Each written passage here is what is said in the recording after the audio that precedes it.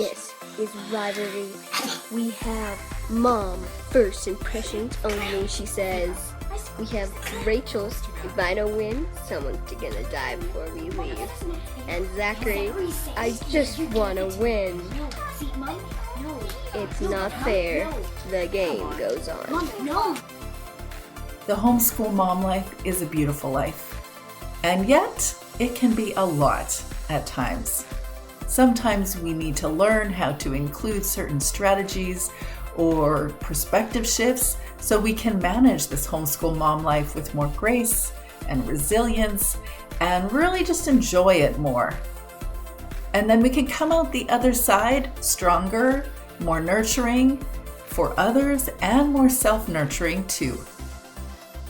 If you're a homeschool mom who wants to be more intentional and build resilience in our homeschool mom life, I offer you 6 practical ways you can apply self-compassion in your daily life so you can react in anger less, build more intentional and nurturing practices for you and in your homeschool environment, and also feel good enough in your homeschool mom life.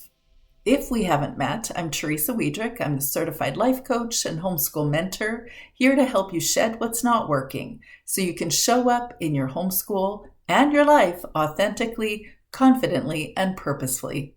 The first thing we can do is relearn how to speak to ourselves. Of course, it might be a lifetime practice. We've had a whole lot of practice throughout our lives thinking in a certain way, speaking to ourselves in a certain way. And if we've never had an experience where we asked ourselves, how are you speaking to yourself? Then this is the beginning of your journey. Welcome. We need to learn how to speak to ourselves, to recognize that changing our thought patterns takes effort and planning, and we need to begin being intentional about how we're speaking to ourselves. Do you know how you speak to yourself? Do you know when you're having an uncomfortable emotion and you're able to be clear on what it is you're thinking before you had that feeling? We need to learn how to challenge our negative or uncomfortable thoughts and replace them with self-compassionate, kind thoughts.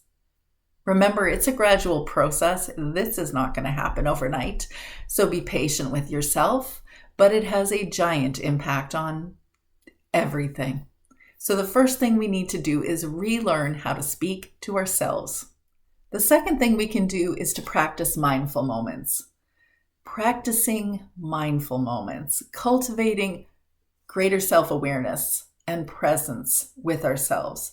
How do we do that when we have kids around us? Well, it's an extra special challenge, but it's also a requirement. When we are present within ourselves, we can actually let ourselves know we're okay in this moment. Maybe there is a lot going on around us. Maybe there are a lot of voices, a lot of noise, a lot of energy, a lot of mess, a lot, but we can actually recognize that we're okay right here and right now. So how do we practice mindful moments? We can focus on what is going on inside of our bodies right now. Ask ourselves, what are you physically feeling? What thoughts are you having? What feelings are you having? Use that practice, a mindful moment, to help you understand yourself more, to understand when you have those uncomfortable thoughts rising.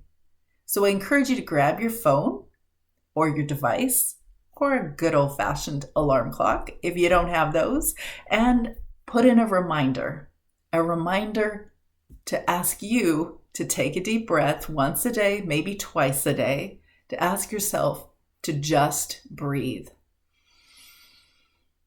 and notice what you're feeling inside your body, to notice what you're thinking, to notice what you're feeling. The second way you can include self-compassion in your homeschool mom life is to practice mindful moments. The third thing you can do is to honor your common humanity. This means to honor and acknowledge that you are a normal human being. You may be a mom, a homeschool mom even, a superhero homeschool mom, but you're also a human. You're not alone in your struggles. There are many alongside you repeatedly in coaching, I experience the question, is this just me that's experiencing this? And my answer is always, really no. We're all human. We're all imperfect. We're imperfectly challenged differently, but we're all imperfect and we're all having a common human experience.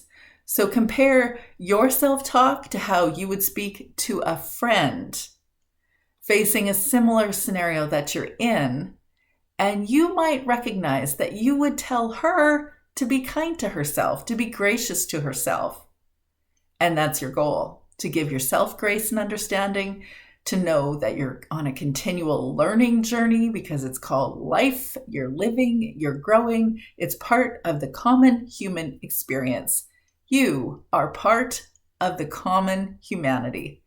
That's the third thing you can do to apply self-compassion in your homeschool mom life. The fourth thing you can do is to develop or include self-compassion affirmations in your daily life. If you harness the power of affirmations to cultivate self-kindness, you are really speaking to yourself certain words or thoughts or phrases that you have predetermined as valuable, words that you wish you'd heard, words you wish you would hear right now. And though there is no magical shift when one speaks kindness to another, there is something to be said about having heard kindnesses, truths spoken over you. And when you speak truths and kindnesses to you, you may indeed believe them. Remember that repetition is key in shaping our thought processes. Our thoughts are the precursors to our feelings, and so we want to teach ourselves to think kind, gentle thoughts toward ourselves so we can build resilience and self-nurturing. Below, you can find the Homeschool Mama Daily Affirmations. It's a free resource of kind, gentle, nurturing words that I've built for other homeschool moms, words that I have spoken to myself too. The fifth way you can apply self-compassion in your homeschool mom life is to feel your feelings, be present in your body. That can be challenging. Oftentimes we don't have time to feel our feelings and be present here now because there's so much happening around us. Connecting with our emotional and physical sensations is a practice that's not really encouraged in our culture. Productivity is encouraged. Activity is encouraged. Checking off the day timer list of activities for our homeschools, that's encouraged. Being present, not so much. There are guided visualizations or body scans or meditations that can help build self-awareness for you to help you become more present in your moments. And even just doing it once a day, maybe as you're waking up in the morning, or maybe you have a bedtime routine, maybe when the kids are having their afternoon quiet time, you can sneak away for 5 minutes and practice one of these practices so you can get into your body more, be present with yourself, and really feel your feelings.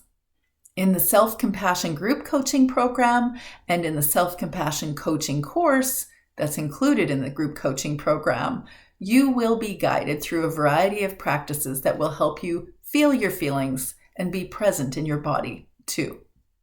And the sixth thing you can do is to reach out for support. Don't hesitate to contact me. You'll find my booking link below. Schedule a conversation so you can create a plan to address your big emotions. You don't have to face your challenges alone. There is therapy online. There's coaching. There's support networks. The Homeschool Mama Support Group available on Patreon. You can use podcast episodes and interviews and all sorts of YouTube videos for practical guidance and encouragement. Remember that self-compassion is not a luxury, it's a necessity, especially for us as homeschool moms.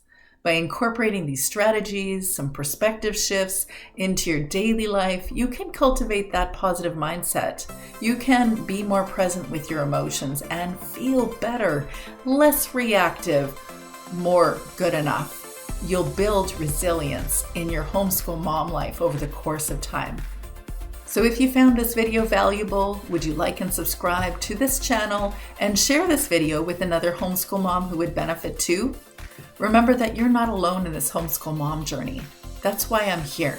And if no one's shared this with you recently, I hope that you and your homeschool kids can turn your homeschool challenges into your homeschool charms. You've got this, girlfriend.